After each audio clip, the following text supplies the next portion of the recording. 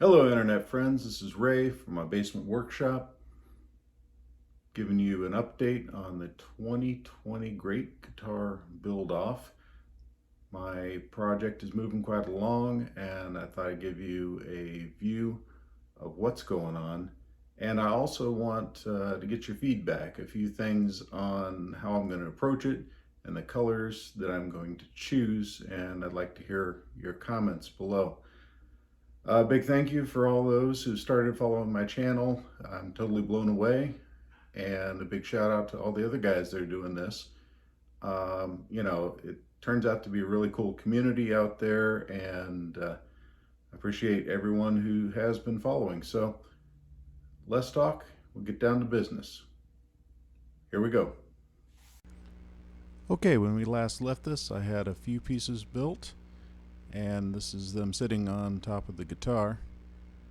Continue to work with my scroll saw with a jeweler's blade, cut out each individual piece. Each piece still is a little rough, so I have this neat trick where I can add a bit of sanding paper to my scroll saw and get into the edges. What you see in here is a loop of sandpaper that's been pulled tight in the scroll saw. It allows me to get into the near inside corners, and it's may not be the best method for this, but given the tools I have, man, that makes a nice quick clean work.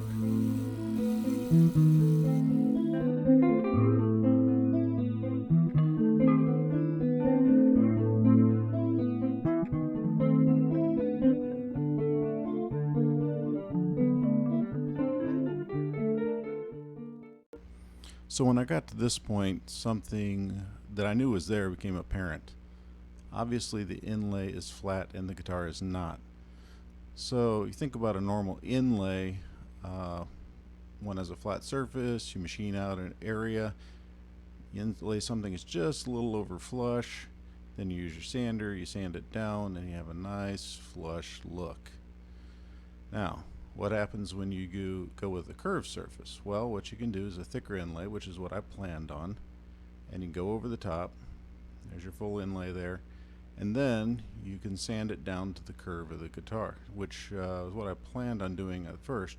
However, as I was going through this, my brother had a cool idea, and I think this actually looks good. Take and you inlay it, and then you just round over the corners and have it sit over flush.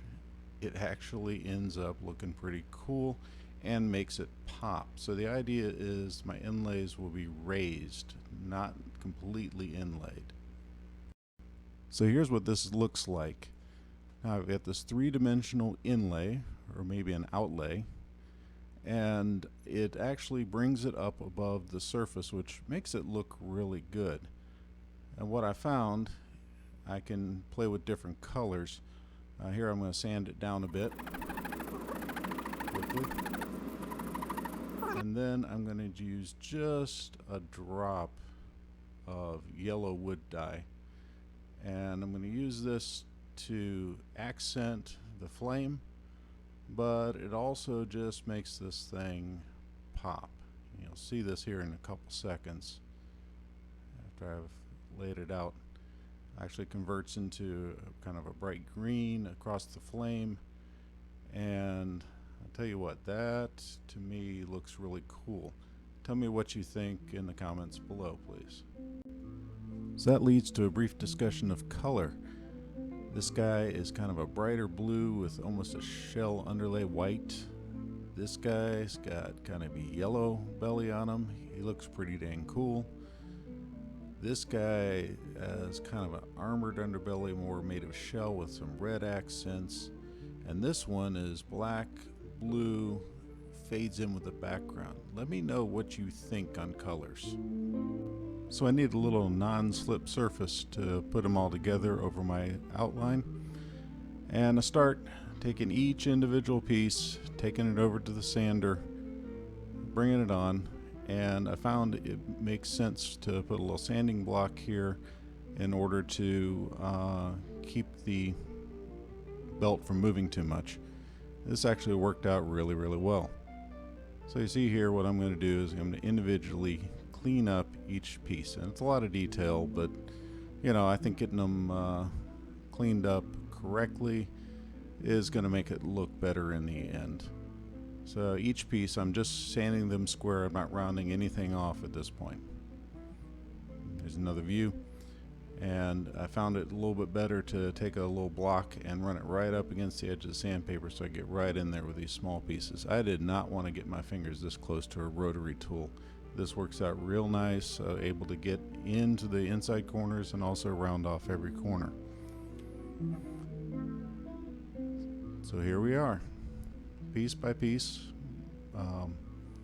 and cleaning each one up. I had to number every piece in order to keep them all straight. But as this thing comes together, it's actually starting to get exciting. I wonder what you guys think.